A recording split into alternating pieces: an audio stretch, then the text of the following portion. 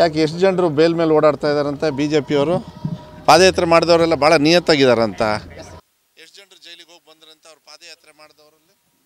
ಅದಕ್ಕೆ ಹೇಳಿದ್ದು, ನಮ್ಮ ಲೆಕ್ಕ ಕೇಳ್ಬೇಕಾದ್ರೆ ಅವ್ರ ತಟ್ಟೆಯಲ್ಲಿ ಏನು ಹೆಗಣ ಸೊಪ್ಕೊಳ್ತಾ ನಾರ್ತಾ ಇದೆ ಅನ್ನೋದು ನೋಡಲಿ. ಇವೆಲ್ಲ ನೋಡಿ, ನಾವು ಹೇಳ್ತಾ ಇದ್ದೀವಿ ಕೇಳಿ. ನಾವಲ್ಲ, ಶಾಸಕರು, ಕಾರ್ಯಕರ್ತರು, ಮಂತ್ರಿಮಂಡಲದವರು, ಹೈಕಮಾಂಡ್ ಅವರು ಎಲ್ಲರೂ ಕೂಡ ಸಿದ್ದರಾಮಯ್ಯ ಅವರು ಕಂಟಿನ್ಯೂ ಆಗಿ ಮುಖ್ಯಮಂತ್ರಿಗಳು ಇರ್ತಾರೆ. ಏನು ಕೆಲಸ ಕಾರ್ಯಗಳನ್ನು ಆಗ್ತವೆ. ಲೀಗಲ್ ಆಪ್ಷನ್ಸ್ ತುಂಬ ಇದೆ. ನ್ಯಾಯಾಲಯಕ್ಕೆ ಒಂದು ಕಡೆ ಗೌರವ ಕೊಡ್ತಕ್ಕಂಥದ್ದು ಕೆಲಸ. ಆದರೆ ಪ್ರಜಾಪ್ರಭುತ್ವದಲ್ಲಿ ನಮ್ಮ ನ್ಯಾಯಾಂಗದಲ್ಲಿ ನಮಗೆ ಅವಕಾಶ ಇದೆ.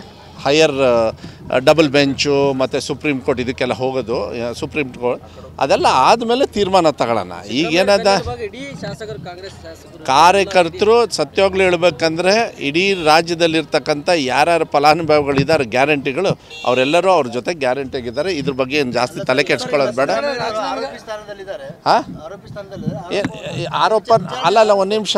ಆರೋಪಿ ಸ್ಥಾನದಲ್ಲಿ ಇದ್ದವರು ಪಾದಯಾತ್ರೆ ಮಾಡಲಿಲ್ವಾ? ವಿಜೇಂದ್ರ ಅವ್ರ ಮೇಲೆ ಏನೇನು ಅಲ್ಲ, ಒಂದು ನಿಮಿಷ ಇರ್ರಿ. ವಿಜೇಂದ್ರ ಅವ್ರ ಮೇಲೆ ಏನು ಯೋಗ್ಯತೆ ಇತ್ತಂತ ಹೋಗಿ ಜನರ ಹತ್ರ ಓಟ್ ಕೇಳೋಕ್ಕೆ?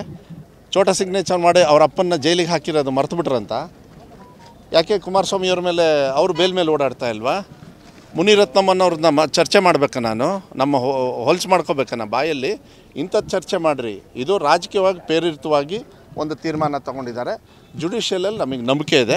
ಜುಡಿಷಿಯಲಲ್ಲಿ ಒಂದು ಗೌರವ ಕೊಟ್ಟ ಮೇಲೆ ಅದನ್ನು ನಾವು ಮುಂದುವರಿಸಿ ಜುಡಿಷಿಯಲ್ ಆಗಿ ಫೈಟ್ ಮಾಡ್ತಕ್ಕಂಥ ನಮ್ಮ ಅವ್ರು ಕೊಟ್ಟಿರ್ಬೋದು. ಅಲ್ಲ, ಏನು ಕಾನೂನು ಇದೆಯಾ?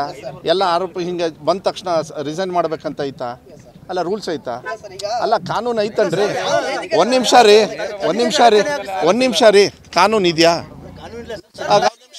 ಒಂದು ನಿಮಿಷ ಇಡೀ ಅಲ್ಲ, ಒಂದು ನಿಮಿಷ. ನೀವು ಪ್ರಶ್ನೆ ಕೇಳ್ಬೋದು ಅದನ್ನ. ಸರ್ಕಾರದವರು, ಕಾಂಗ್ರೆಸ್ ಪಕ್ಷದವರು ಪ್ರಜಾಪ್ರಭುತ್ವದಲ್ಲಿ ಯಾಕೆ 12 ವರ್ಷದ ಹಿಂದೆ ಯಾಕೆ 5 ವರ್ಷ ಮಾನ್ಯ ಮುಖ್ಯಮಂತ್ರಿಗಳಾಗಿ ಇರಲಿಲ್ಲವಂತೆ? ಎಲ್ಲಿ ಹೋಗಿದ್ರಂತೆ ಇವರು? ಬಿ ಜೆ ಪಿಯವರು, ಜೆ ಡಿ ಎಸ್ ಅವರು ಅವಾಗ ಯಾಕೆ ಅವಾಗ ಕೇಳಲಿಲ್ಲಂತೆ? ಇವಾಗ ಏನು ಮಾಡ್ತಾ ಇದ್ದಾರೆ? ಪ್ರಜಾಪ್ರಭುತ್ವವನ್ನು ಹಾಳು ಮಾಡೋದಕ್ಕೆ ವ್ಯವಸ್ಥೆನ ಯೂಸ್ ಮಾಡ್ಕೊಳ್ತಾರೆ. ಅದನ್ನ ಅರ್ಥ ಮಾಡ್ಕೋಬೇಕು. ಆಮೇಲೆ ಇದು ಜನರಿಗೆ ಗೊತ್ತಿದೆ, ಜನರಿಗೆ ಚೆನ್ನಾಗಿ ಗೊತ್ತಿದೆ. ಅದಕ್ಕೆ ಹೇಳೋದು, ನಾನು ಹೇಳ್ತಾ ಇದ್ನಲ್ಲ, 100% ಅದು ಮಾಡ್ತಾ ಇದ್ದಾರೆ. ಅದರಿಂದ ಅವ್ರು ಸಕ್ಸಸ್ ಆಗಲ್ಲ.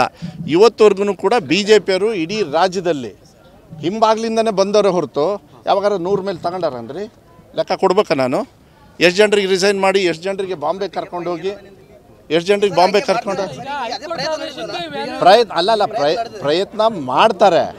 ಆದರೆ ಇವಾಗ ನಾವು ಅವ್ರನ್ನ ಬಗ್ಗಿಸ್ತೀವಿ, ಅವ್ರು ನಮ್ಮನ್ನು ಬಗ್ಸಕ್ಕಾಗೋದಿಲ್ಲ.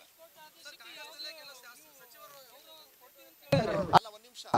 ಹೈಕೋರ್ಟ್ ಆದೇಶಕ್ಕೆ ಗೌರವವನ್ನು ಕೊಟ್ಟು ಈ ದೇಶದೊಳಗೆ ಪ್ರಜಾಪ್ರಭುತ್ವದಲ್ಲಿ ಒಬ್ಬ ವ್ಯಕ್ತಿಗೆ ಕಾನೂನಿನ ಮೊರೆ ಹೋಗ್ತಕ್ಕಂಥದ್ದು ಇನ್ನೂ ಮೇಲೆ ಇರಬೇಕಾದ್ರೆ ಯಾಕೆ ನಾವು ಅಡ್ಕೊಂಡು ಹೋಗಬೇಕು? ನಮ್ಮ ಮೇಲೆ ವಿಶ್ವಾಸ ಇರಬೇಕಾದ್ರೆ 100% ಕೊಡಬಾರ್ದು ಅಂತೇಳಿ ನಾನು ಹೇಳ್ತಾ ಇದ್ದೀನಿ. ನಾವೆಲ್ಲ CBI ಕೇಸ್ ನಮ್ಮ ಅಪ್ಪವರು ಕೂಡ ನೋಡ್ಕೊಂಡು ಬಂದವರು. 18 ವರ್ಷ ಹೋಗಿ ಬಂದಿದ್ದೀವಿ ನಾವು ಕೂಡ.